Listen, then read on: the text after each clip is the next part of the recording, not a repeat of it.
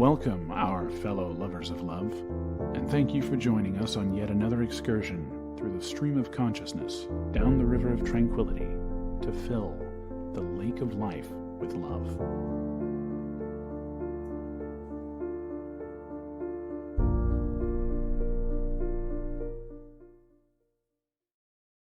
And good evening, our lovers out there. How are you all doing this week? We hope you've had a peaceful week. We're going to ask for a peaceful week this week. Yes. I think peaceful is what we're going for this week because it's been a long year for a lot of people. And I think one of the things we should all be looking forward in all of our lives is, frankly, peace. A little more peace is a good thing for everybody. But anyway, it is Pride Month. And so we are here going to be discussing Pride Month. And, despite being part of the community, I don't generally celebrate these things, but I don't celebrate these things in particular anyway. So, it's my personal stance. There are very few holidays you celebrate. Yeah, and my personal stance is vastly different. It's oh wow, there's loud things going on. Hold on, let me close things. Good Lord, I got stuff open everywhere. Oh dear. No, it's all good. It's it was a strange experience for me. We're going to talk about coming out and stuff. I was on my TV show, and we were just talking about. I forget. Don't even know what the subject was. That's how little importance it was to me. I just mentioned that, as a bisexual man, and I'm getting phone calls afterward. What are you people talking about? I was never in a closet to come out of a closet. And so I don't understand the whole experience. I do understand history. So that's why I'm not like anti anything, kind of the modern movement. But I do think the movement has been over politicized, and I think it's damaging to their culture at large, but also damaging to ourselves. When you become overly focused on your sexual identity, you don't exercise the rest of your identity. Okay, yeah. And so, but who am I to judge? So somebody else's path, right? So you get. Well, sometimes when you're figuring things out, you're a little hyper focused for a while. Especially when you're young, when you haven't had a life experience to kind of compare it to. Right. There's nothing to balance. When you're young, everything's so in your face anyway, and the hormones are flopping and flowing. It's a difficult time. So I'm not anti any, people want to go out and have their pride parades, and I'm fine with that. I just think it's lost its genuine meaning. And so I personally find that a little sad. But hey, that is my personal opinion. We have others with vastly different opinions, and you know what? That's perfectly fine. We have no complaints about that here. All right, so what do you got? A record 7.1% of Americans identify. You keep adding letters and stuff. LGBTQ plus. What is it? IAO or whatever the hell it is now. I don't know. I can't even keep up with it. So I just call it gay. Yeah, 7.1% identify in the. Any term you're going to come up with is someone's going to find it. Well, the percentage has doubled over the past 10 years because 21% of Gen Z Americans identify as LGBTQ plus. Yeah, but is that really? Or are they just the young people who are experimenting with who they are, and so they have at the moment? It wouldn't surprise me if more people are willing to accept basic bisexuality, and everything's kind of getting thrown in there. Like, well, under certain circumstances, I might be willing, and that gets kind of thrown in as your sexual identity.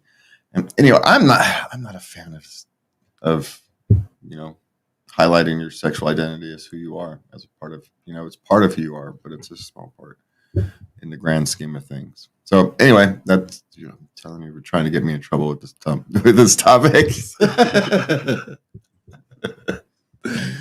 Get canceled before we get it big.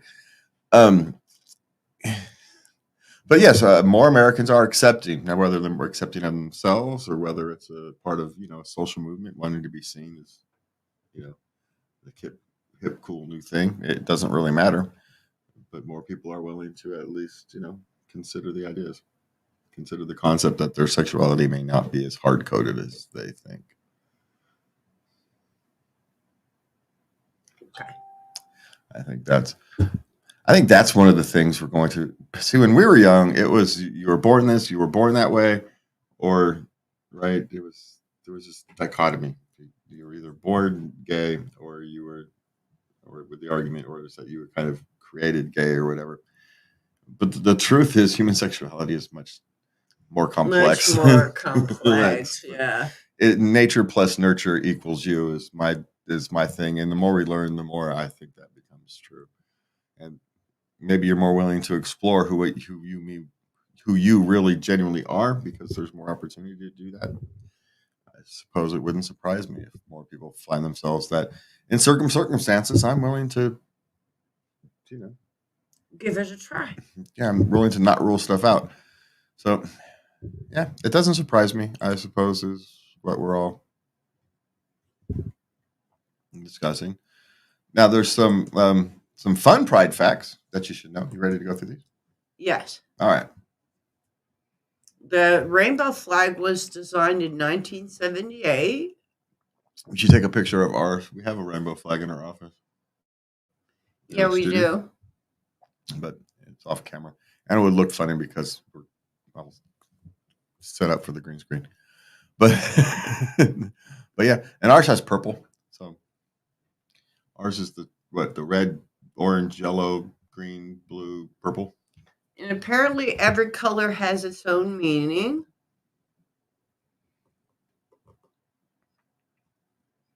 Yeah. See, now they've had these new flags and stuff. I don't know. I think you lose Apparently something. there is 20 different LGBT plus flags, and all of the flags have their own meanings. Yeah. Well, that's the point of flags, but I think you lose something when you have 20 some flags. You're losing the sense of community, right? You're separating yourselves instead of joining together. Symbolically and spiritually, it's backwards. But Oh, hey, I missed this. Red symbolizes life, orange represents healing, pink portrays sexuality, yellow stands for sunlight, green depicts nature, turquoise represents creativity, and indigo displays harmony, and violet illustrates spirit. that's a flag that brings people together rather than a flag. These modern ones that they have, kind of each flag represents its own individual group rather than a concept. Yeah.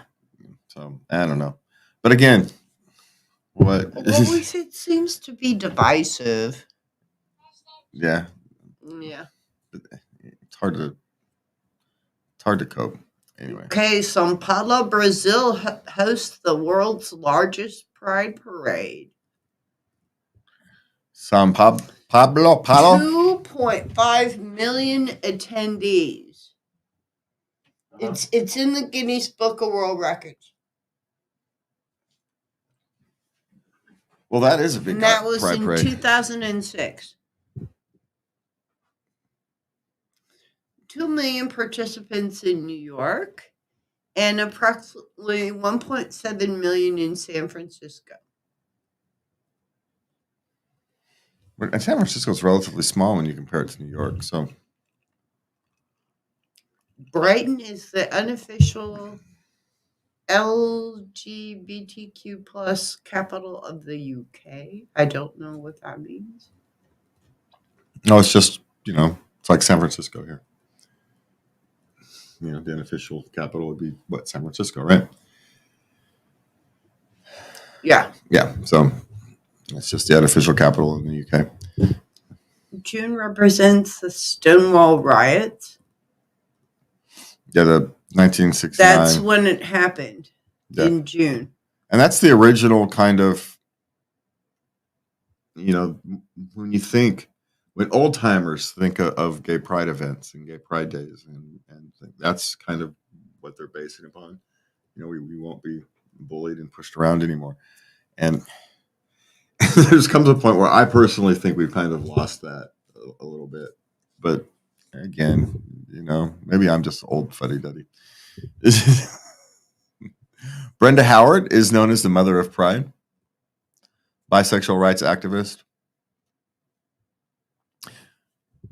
She organized the first liberation march on Christopher Street 1 year after the police attack at Stonewall.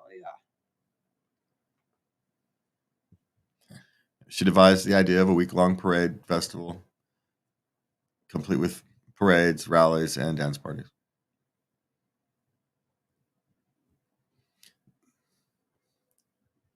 So, apparently the UK is big on Pride Month.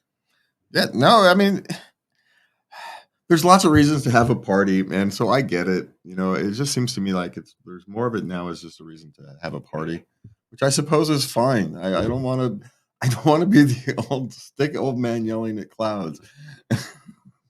I don't know. We seem to have lost something between what modern day pride is and what the first pride event was about. I'm just saying we seem to have lost the connection, even though the connection is technically there. I think we've lost. Well, that often happens with time. So, maybe as old people, I'm 69. I was born in 1969. So, it's as old as me. So I suppose it shouldn't be. And part of it, that's a good thing, right? It's now a marketing thing. It's used to sell products. Is that good or bad? Don't know. It's now a crass marketing tool. Is it being a crass marketing tool a good or a bad thing? It means it's progress, right? It means you're now accepted into the mass market. That's, is that a good sign? Well, yeah. Do you want to have, the mass market stand on the backs of people who had general oppression, who had to deal with general oppression, real oppression? It seems kind of crass. And so that's the balance. And I don't strike that balance very well, but other people do. So I'm, trying to live in the modern world where you have these dichotomy of emotions, where, you feel like you should be an ally, and in a sense you are, but you express a wrong view of these things, and you can get stabbed in the back, proverbially. Yeah. All right. We have 10 ways to celebrate Pride Month. Okay. You can attend a Pride parade or event. Mm-hmm. Be an ally. When somebody, here's another one. When someone in your life tells you they're LGBTQIA+, it can be difficult to know how to respond. I've told you my response. When you're having difficulty finding a response, the response is, I'm having difficulty organizing my response. Just be open and honest. It goes a long way. You can organize a t-shirt design contest if, you're creative type. Volunteer or donate. Yep. Become an advocate. I'd be careful about becoming an advocate unless you're part of the community in some form. Now, right? And that goes back to, how you want to advocate. The community is not a single monolithic thought. So, people who claim to speak for the community actually don't. They speak for a part of the community. And you have others who speak for other parts of the community. And it's all great. That's what communities are part of, right? Communities have differing opinions and perspectives on things. And that's good. Okay? So, but I'm just being careful about becoming an advocate. Allies are fine. Be careful about becoming an advocate. I'm not saying not to. I'm just saying be careful. Educate yourself. Uh-huh. You probably should have put that one before it, the advocate thing. Yeah. Educate yourself. Support the arts and culture. Sure. There's if there's a gay man's choir or something in your neighborhood, like in your area, like there is here in Sacramento, you support them in some shape, manner, or form, even if it's just mentioning their name on your podcast. You're still you're still helping them, right? So just treat them like you would anybody else. How about that? Would be my suggestion. Just treat everybody like you would like to be treated. Okay. Okay. Consider your workplaces inclusivity. Yeah. Make sure everybody should feel, comfortable at work. This is true. Okay. Apparently, there's a foundation, Thomas Reuters Foundation. Yeah, that seems oddly out of place, doesn't it? That seems out of place in a news article. Yeah, and anyway, maybe they paid for some of them. Paid for, Anyway, it's fine. The rest we'll just move on. Outspoken East. Yeah, so there we go. All right. That was an interesting. That article ended weird. That ended weird. Yeah, like it was a paid advertisement for the Thomas Reuters thing. I know, right? That was strange. Okay, now we're going to talk about there's 27 tips for coming out. But here's a question I have. If you never considered yourself in, then you don't need to bother coming out. I just want to point that out. That's a perspective many people have never heard. But if you've never considered yourself in the closet, you have no need to come out. You don't need to go announce it to the world if everybody already knows. If you just live your life how your life is, there's no point in having to come out. Especially in the modern world, it's less and less relevant than it used to be. It used to be a big thing, having to come out. You have to tell your friends and your family, and everybody's like, and we've seen your posts on Facebook, dude. And it's just we follow your Instagram. Yeah, what are you trying to tell us? So that's all my point is. So one of the first things about owning your coming out experiences is to make sure you're not already out before you decide you need to come out. Maybe you're already out. Well, that's one of the first tips they have is to decide why you want to come out. Yeah. Just having pride and confidence in your identity can be a good reason. Yeah, the reason is fine. Whatever your reasons are your reasons. And they also do mention you don't have to come out. Yeah. Yeah, you don't need to have that. If you've never felt the need to hide yourself, I get the psychological need. If you felt the need to kind of hide who you were, for 35 years or whatever, I can get the cathartic experience of having to come out. And I completely understand it. But if you've never felt the need to hide who you were, then the coming out experience is not going to be authentic because you're not really coming out. You're just telling people something that they probably already knew if they cared. Most people aren't going to care, right? Because you don't want to sleep with most people. So most people don't want to sleep with you. And so your sexuality is not relevant to them. It's not a negative thing. It's just not relevant. The sexuality of the people who I work with is not relevant, right? Yeah. These kind of things, it's just not relevant. And so, find out why you want to, because you don't have to, because you may already be out. And you may consider yourself out already, and but you get pressure from social pressure to come out.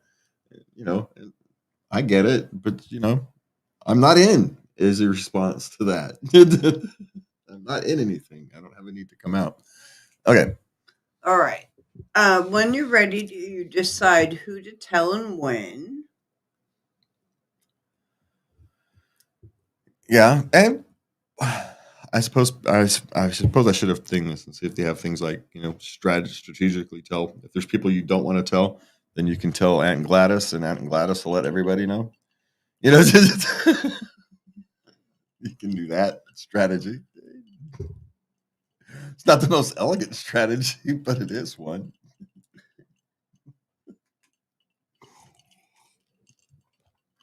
You don't want to deal with confrontation?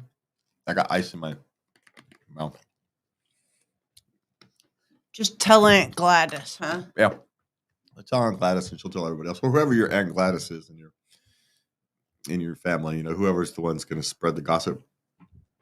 Just tell the one who's going to spread the gossip and let nature take its course. That's the lazy man's way of doing it. You would think of that. Of course I would. And if I had the need to come out, that's how I would have done it. But since I don't, I'll tell you the truth. I'm not going to lie. Okay, and well, no, you don't lie. All right. No, they say in this one, keep safety options on hand. I don't know what that means. What they talk about is if you know someone is homophobic, then you might not want to come out to them. Well, at some point it'll matter. It'll make a difference. But one of the things you have to accept, if you want to be accepted as who you are, you have to be prepared to accept everybody else as who they are. And the strange thing is, and we've talked about this before, if you accept the other person's reaction is real, and you say, no, I get that you feel that way. It's fine. It's going to be a transition for you. So it's fine. You will actually be more likely to move than if you sit there and have an argument. So it's the strange thing. And we know this to be true. We know this to be true because that's how we got to the point now. We didn't get to this point where we are now by fighting and arguing with people. We got to the point of saying, hey, all we want to do is live our lives like everybody else. And it's pretty hard to argue with. That's a pretty hard argument to argue with. And so, most people are relatively reasonable and they'll let you live your life the way you want to be, the way you want to live it, as long as you let them live their lives the way they want to live it. And somewhere down the road, you end up developing this certain kind of civility and understanding. The next thing you know, you have a civilized society. So anyway, but yes, be careful of who and how you want to talk, to tell and not to tell. Like if you're in the first three persons, you probably don't want to tell the person who's going to have the strongest negative reaction, right? Right. That's not your first person to tell. Get your bearings, get your support structure first before you have to deal with that part of. Usually, that's your family. There's someone in your family that has to be dealt with at some point. Yeah, that's normally how it goes. But 1% of the population. So if you have 100 family members, you're going to have that one, right? Yeah, it's just going to happen. Okay. Don't let myths define your coming out experience. This is one of those I noticed with my children's generation is they still worried that they were going to have negative reactions to them coming out or expressing their sexual identities when their families have complex sexual identities, their friends' family, there was no reason for them to be afraid, but yet society has told them to be afraid. And so they come out with this, excess anxiety that they're going to get rejected when there's really no evidence that they're going to have any problems with. Well, you are kind of a killjoy. You're just like, yeah, and. Well, yeah. Yeah, and join the club. What do you want from me? Well, because I didn't want to feed the anxiety. My daughter had anxiety, and you dealt with that. But it's and you don't get the positive emotions you want, but you also short circuit the negative emotions they were expecting. And so it sucks you suck the sales out of emotion wins, right? By giving essentially a nonchalant response. And what do you want? You want a cookie? I can get you a cookie. Glass of milk? Is there something you need? Says, if you're trying to shock us, you're going to need something better than that. You're going to have to be better than that. Yeah. So, but no, she wasn't trying to shock us. She was just trying to be herself and finding a way through anxiety. And just, you deal with those as best you can as parents. But like I said, it's one of those signs where you're going, why are you afraid? What are you realistically afraid of? And so, yeah, they're just kind of generically afraid because they've kind of been conditioned to be afraid. So that's part of the problem. All right. Yeah. Well, this next section talks about coming out, different ways of coming out to parents, to friends, to close family, coming out on on social media. Well, Okay, here's an idea. Do it on text. That's what they oh, good Lord. suggest. I wouldn't.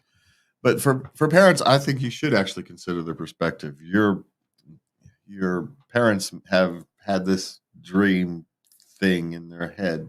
It's always unrealistic, so it's not even relevant what it is. But you're, in a sense, you're confirming what they've already known, most likely.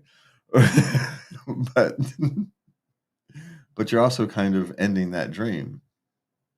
And they've had that dream for a long time, since before they had you, most likely.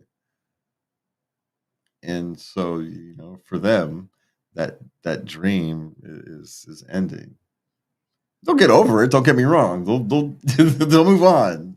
Trauma, but it is a trauma for them, and it's not because you're not what they expected. It's because that thing of truth that they had in their head is now no longer relevant, and it's just it's like cutting an emotional string, a tight emotional string. And they're going to have a reaction. And sometimes those reactions don't come out the best way. But, if they're good parents, they'll come around. Let the emotion pass. It took you a long time to accept who you were. Give your parents a couple days. Just saying.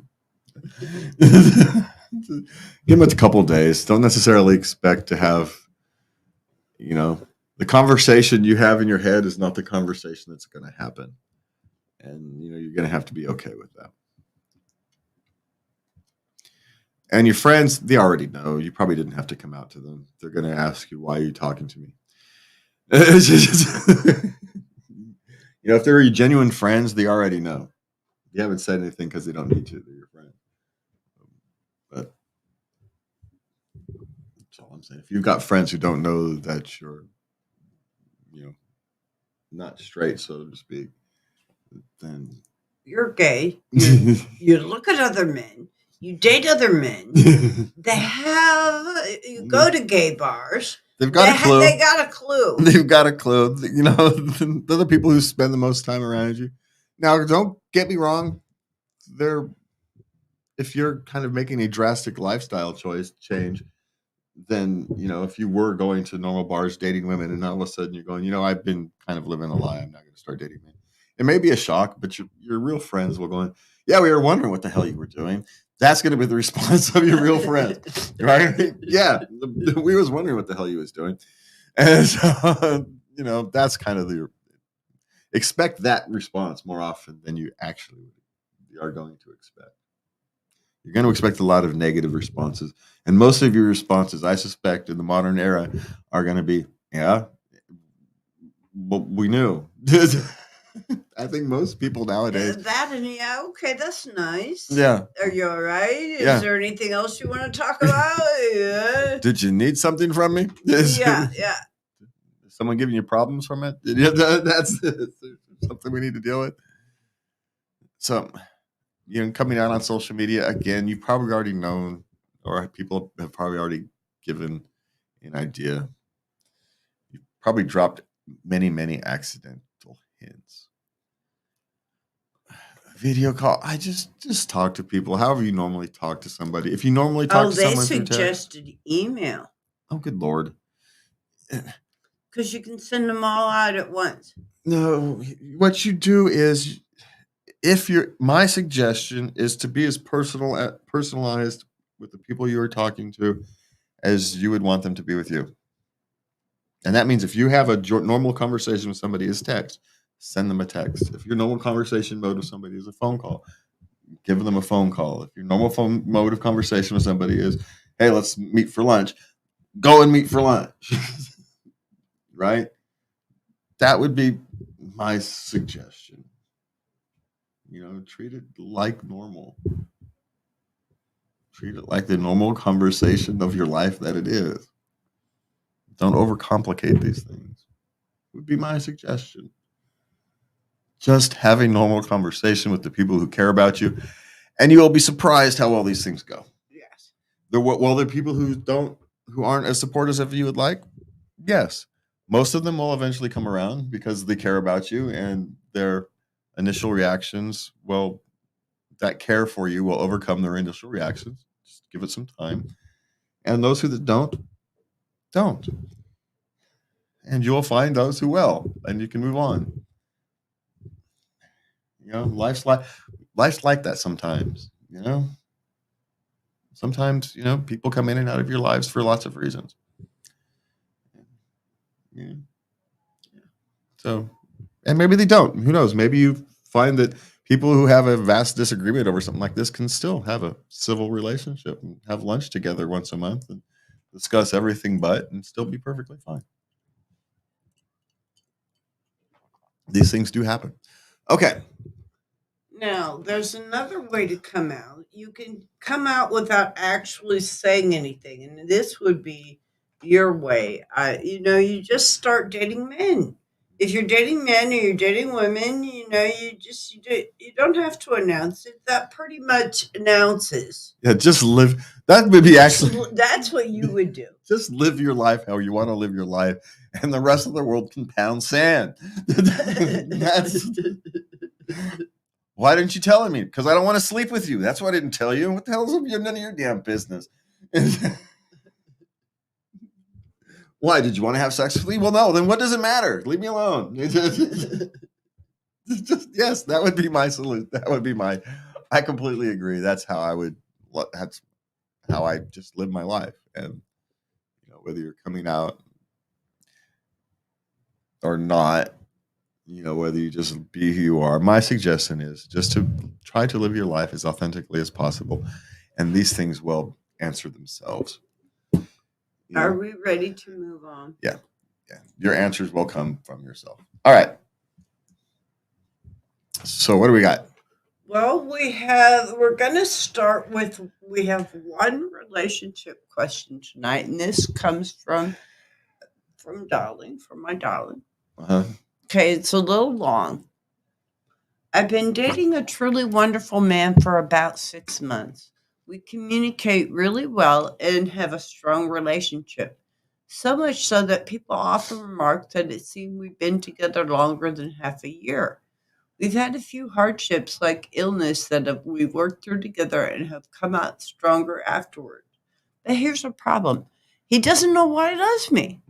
I've spoken with him at length about why I love him, all his lovely qualities, and the way he makes me feel. I believe it when he says he loves me, but when I ask him to tell me why, he says, I don't have an answer for you. He's totally articulated and can talk about our relationship for hours at a time.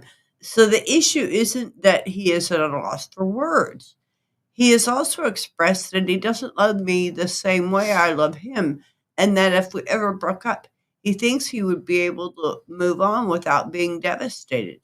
Is his inability to express why he loves me a red flag? Are there simply many ways of loving a person and not knowing the reason why is completely valid?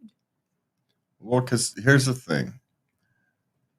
Love is an emotion. It doesn't always have a reason or logic for it. And while you can go back through and imprint reason and logic onto it, the reality is you're just making excuses for the emotion. The truth is that feeling of love is an emotion. It's now maybe if you've developed to love somebody over time, you've kind of developed a love that's different. But 6 months isn't long enough for that. So what you have is an emotional experience, and you try and she's perfectly happy justifying her emotional experience. He wants to be honest, and so he says, I don't really know why. I just do.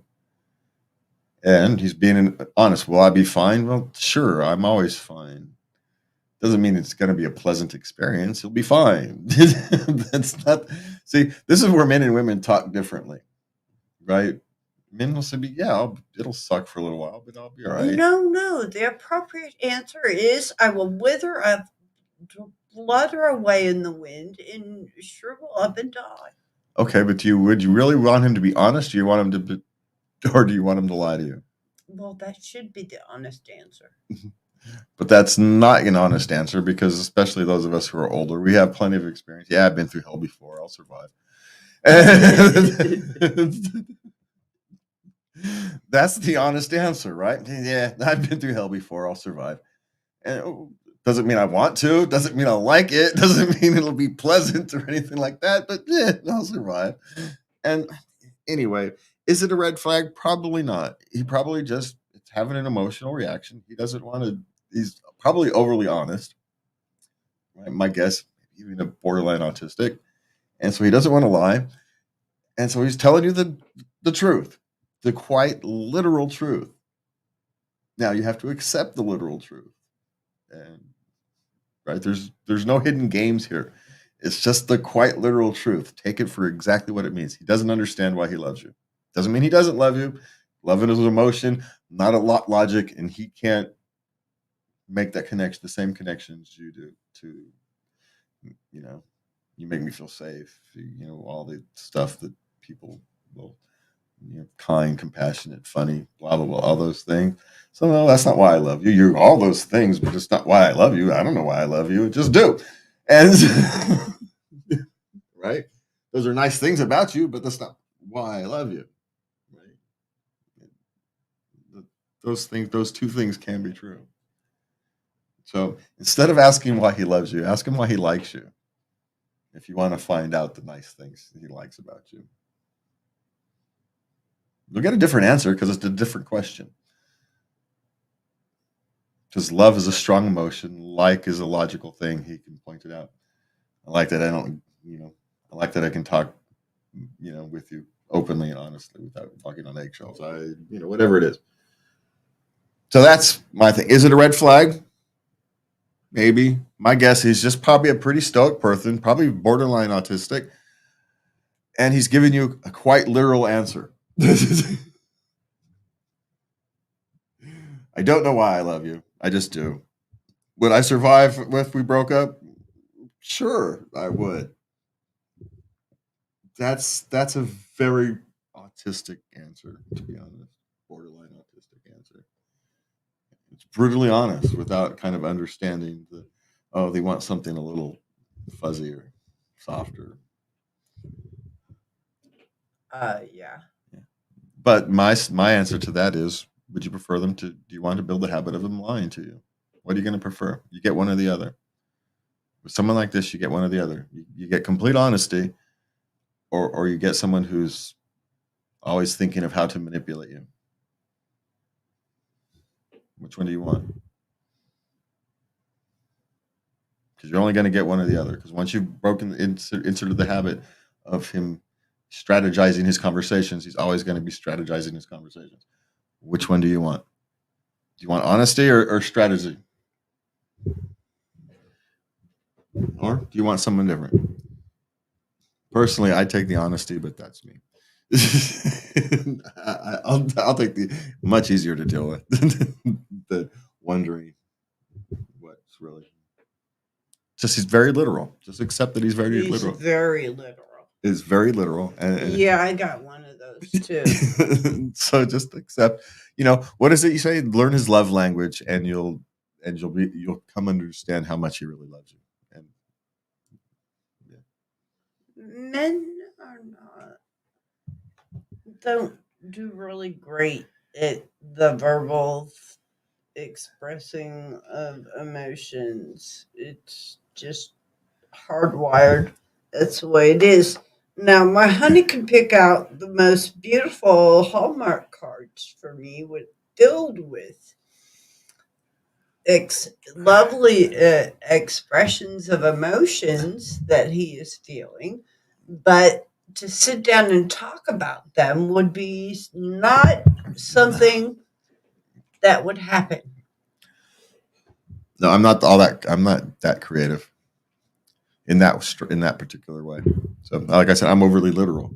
I can say, "Oh yeah, that." I can. I'm a great editor. I can say, I can pick. But yeah, no, I'm not a writer. All right. So what's next? Parenting, eh? Yes. Is Roblox suitable for 7-year-olds? Um, Depending upon the server you use, yes, it is. It's kind of designed that way. I mean, there are homemade servers and whatnot that you probably don't want them to go to, but the generic Roblox server, yeah, you're fine. But as anyway, when you make decisions like this for your children, make sure you know why you're doing it. Are you doing it for a babysitter, or are you doing it because you want them to high-end coordination? You want them to start learning how these things work. It's all fine. Just be careful. Be mindful of how you engage. I let my children use computers and the internet. Of course, this is 25 years ago now. As soon as they could manage it, and I kind of left them alone, let them do their thing. But not everybody has that same, your family ethics or your family ethics, ethos, ethics. Yeah. Anyway, so yes, there are child versions of Roblox that are perfectly suitable for 7-year-olds. It's kind of who they originally were designed for. Okay. My 10-year-old complains about everything. How to shift perspective? Well, 10-year-olds complain about everything. That's kind of what they do at 10. That's what they do. But how to shift his perspective? Well, you shift a child's perspective the same way you shift everybody else's perspective. What's he complaining about? And then you find, well, this is true. You may not like having to clean your room, but at least you have a room to clean. There's nothing you can do with a 10-year-old. All you can do is try not to feed it. Don't create it. Don't make a fight out of it, because then it becomes a power struggle. Just, that's nice. Just pat him on the head and send him on his way. Because, they continue the behavior that gets rewarded. So don't reward the behavior and he'll change. Yeah. That's kind of my perspective. Basically, if you ignore him. Yeah. You don't necessarily ignore him, but you pet them. That's nice. Yeah, you just don't give him the response he's looking for. You don't feed into it. Yeah. And if you can think of some way to kind of get him thinking in a more positive way, but that's such a difficult thing without knowing the individual child. But you find out why he's feeling so negative. Maybe, does he have a younger brother who's taking a lot of his time or something, and so he's really just feeling neglected? Maybe, even though he's not being neglected, but he feels neglected, right? He used to get all kinds of time, and now he's not. Maybe you've got a different job, so the schedule is different. Maybe he's being stressed out at school, and so school has got him feeling negative, and so that's leaching out into the rest of his life, right? So you may want to kind of examine that, but it doesn't change the response is that you don't feed it. Okay. All right. How do you respond when another kiddo doesn't play well? Well, what do you mean? Is someone else's child? Yes. You don't play with them. You don't invite them back. Yeah. That's how they learn to play well, is by not being allowed to play with the other children. It's a self-selection thing. Because it's not your place to correct them. So your choice is to not play with them, or to not allow your child to play with them. Unless you think that your child is more likely to influence them than the other way around. And, if your child has a strong personality, it's entirely possible. Yeah. Yep. But if not, then you keep your child away from it. Depends on the child. One of my daughters would have been fine with it. She would have just niced him to death. But other ones, I have another one who would have been incensed that they weren't playing by so it all depends on the child. Yeah. So it really does. But what you don't have the right to do is, you can't parent somebody else's child.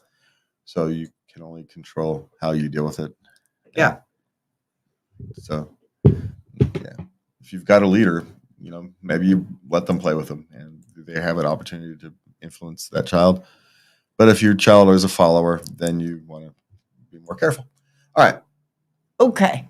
When do we start calling daycare preschool? Preschool and daycare is different. No, it's not anymore. Daycare used to be when the kids would play and eat gum. I mean, eat glue and play with finger paints. And now all they do is try and teach their kids ABCs and 1, 2, 3s when they're 3 years old. It's stupid. But they called it preschool so they could professionalize it and charge you more. That's why they call it preschool. Preschool used to be for that half a year before kindergarten, right? That was preschool. It was you literally got kids for half a year, generally the 6 months before kindergarten. It's kind of transition them into kindergarten, which, by the way, was a transition year itself. We kind of so there is no need for preschool. We're just interjecting school sooner into our children's lives, and quite frankly, the results have proven to be disastrous. Look at the results of our schools. They're not getting better. They're getting worse. But that's why they did it. But daycare is preschool. A name is a name just the same. Whether they call it daycare or preschool. The reality is daycare is cheaper than preschool. So that's why they call it preschool. Sad to tell you the fact of life. That's all that is. Okay. All right. Now we have some more questions. Oh, yay. Am I doomed to a life of mediocrity if I refuse to go to a college or university? Well, first you're going to have to decide what define mediocrity, right? Because if you're wanting to be a CEO of an international company, well, actually, no, you don't need college or university for that either. But you got to define what mediocrity is, right? What are you talking about? Hyper success? Are you wanting to be Elon Musk or a Mark Zuckerberg, who, by the way, never finished college until later in life? He dropped out of college to start Facebook. So no, you're not doomed to a life of mediocrity if you refuse to go to college or university, but you are doomed to a life of mediocrity if you refuse to educate yourself. Those are schooling and education are not the same thing. So continue to educate yourself and you will be fine. Educate yourself, work hard on your goals, and you will be fine. You don't educate yourself and you sit on the couch and being lazy and complaining about the world around you, you are going to doom yourself to a life of mediocrity. But you also have to define success. Is success a big bank account or is success a happy family, a roof over your head, and a comfortable life? Neither one is right or wrong. You just have to decide for you. So that's your first goal, is to define what success is for you. Okay. I'm behind on work. What now? You just keep plugging away. What do you want? There's nothing else you can do. You prioritize. You get the stuff done that you can get done.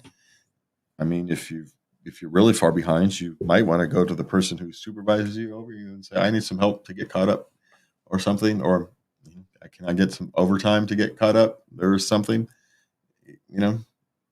That's part of your job too. I'm in over my head. I got too much work coming in. I was just behind by all kinds of work, right? You spent a week off of COVID and I'm still behind, but I still have emails from 2 weeks ago I haven't answered.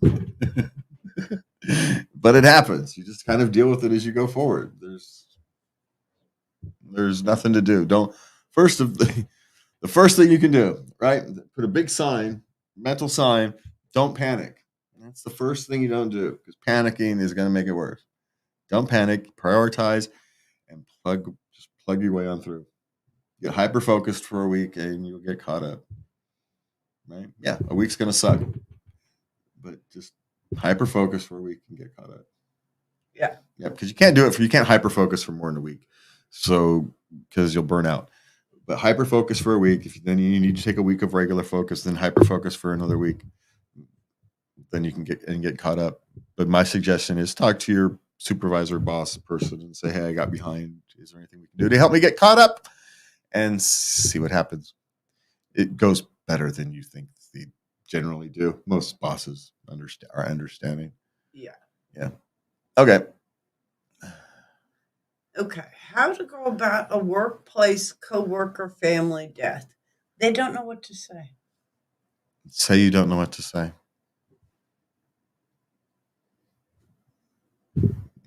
That's always my thing. When you don't know what to say, that's what you say. It's the most authentic, real thing you can be. No one's ever going to be offended because they know exactly what you mean. I don't have the right words. There's another way to say it. But I don't have the words. It transmit everything you're trying to say. Yeah. So, just be authentic and be real. And, I don't have the words right for what you must be going through. And they will completely understand and they will appreciate the meaning. Trust me. So that's what you do. Okay. Okay. Is it legal for my manager to try and force me to stay for an unknown amount of time? Well, it depends on your contract. And when you say force them, is he like locking the doors or something? Or is he saying, look, I need you to stay. And if not, you're going to lose your job, and tell them to, yeah, well, then, you have your own choices to make. Is it legal? Depends on your state, probably. So, but again, it's that try and force. This, is he threatening your job? Probably is perfectly legal for him to threaten your job. It's also perfectly legal for you to tell him to pound sand. Would you want to work for somebody who does that anyway? So, is it legal? Depends on your state, would be my guess. Okay. And depends on your state and what you exactly mean by force. That, is he chaining doors shut, or is the saying you're not going to get your promotion if you don't commit? Those are vastly different consequences, right? Yeah. So it depends. Yeah. Okay. Now we have some sex questions. Oh, yay. Okay. Is it normal to have the urge to bite something when having an orgasm? Well, I've had it happen to me. I do know it happens. So there you go. But not always. I mean, it was a passing thing. Happens sometimes. Yeah. You get tingly teeth, Yeah. Don't overthink, things that happen during sex and orgasm. Sex is weird if you think about it too much. So don't think about it too much. That's my solution to that. It just is. Don't think about it too much. Just accept that it happens on occasion and either enjoy it or don't. I don't know. Get rid of those bridal things. I don't know. Have some fun with it. I don't know.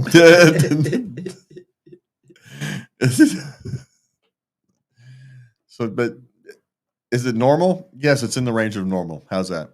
We'll answer this. We'll give you a very specific answer to a very specific question. Yes, it's in the range of normal. Yes, it is. Yeah. There we go. Okay. All right. I'm afraid of falling for someone I had casual sex with. What do I do now? Ask them on a date. Yeah. Ask them on a date and have a conversation. That would be my suggestion. Spend a little time, get to know them. Yeah. I mean, you can't undo the thing, but you can start from where you're at and just move forward. It is a change of relationship, and so that needs to be discussed. And so just talk about it. They may be looking for longer term relationship as well, and you may have mutual feelings, but they're afraid to have the conversation. So one of you has to do it. Maybe there's a reason for that attraction. Maybe there's some mutual attraction there, and these things can feed on each other. So there, that's what you do. All right, what do you got? What's a good indicator that someone is great at sex before you actually have sex with them? There isn't any. There's none. Sorry. Yeah, there's no good news on that one. There isn't any. None. It's like stereotyping. You stereotype somebody, you're gonna be wrong, and that's what's going to happen. Any stereotype will fail that we try to give you. I suppose you could make an argument that if someone is genuinely attentive to your needs outside of the bedroom, they will have a higher percentage of chance of being more attentive to you inside the bedroom, but I wouldn't put money on it. No, I wouldn't either. I've had that one go south. Because they may end up just being selfish in the bedroom. Because I've had a shit boyfriend and they were great in the bedroom, and I've had bad in the bedroom and a great boyfriend. So here's the thing. Which one would you prefer? Rhetorical question. Doesn't need to answer. But for our guest, which one would you actually prefer? Well, I didn't think you were asking me. Oh, good. This is a rhetorical question for you. I wouldn't answer it. Well, and that answer may change as you get older. When you're 25, that might be a vastly different answer than when you're 60 or 50, 60 years old, right? There's different, you're in a different time of your life. Okay. I'm a 27-year-old female virgin. Have I missed my years being in my prime sexually? No. Women are in their sexual prime later in life. Like, I started around 35. I started an increase, and then it peaked, and then it tapered down until menopause. I had menopause a little early. So, think about human evolution. If you want to think about the female sexual prime, you need to be fertile for a long period of time, right? Because it takes a long time to bear and raise children. They're freaking extended a long time in human beings, right? Cats are done in 6 months, right? Human beings take for freaking ever.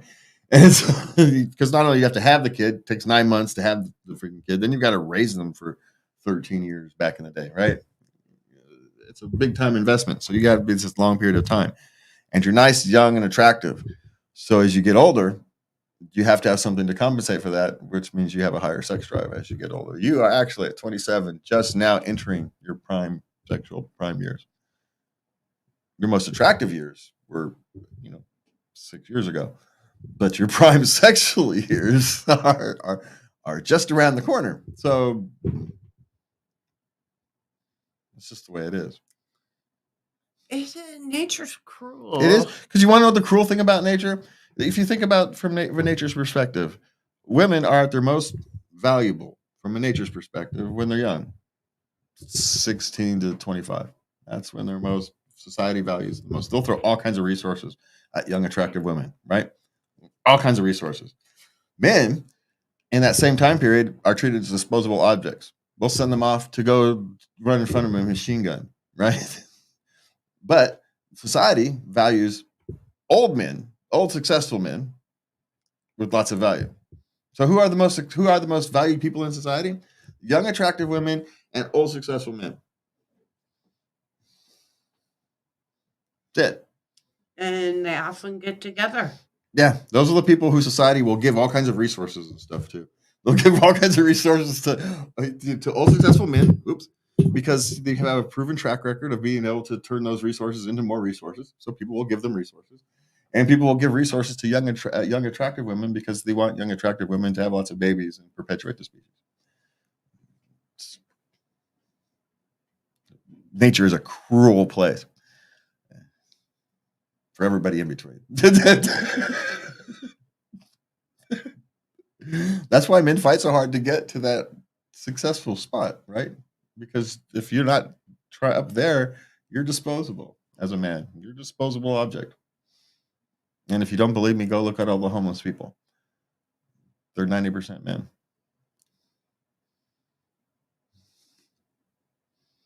Go look at all the war dead. They're over 90% men. We treat men as disposable objects. We treat women as objects, as sexual objects, which is terrible, but we don't treat men any better. So anyway, I don't know how sure we got on that. I told you we were trying to get me in trouble today.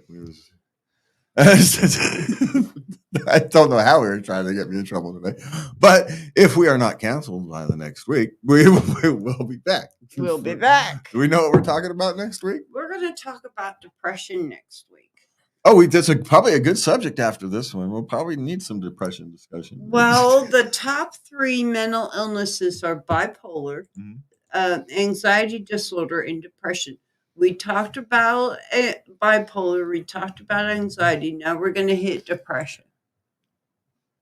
The trifecta. Yeah.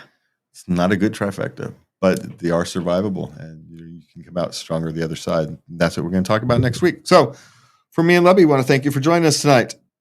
Please remember to love everybody.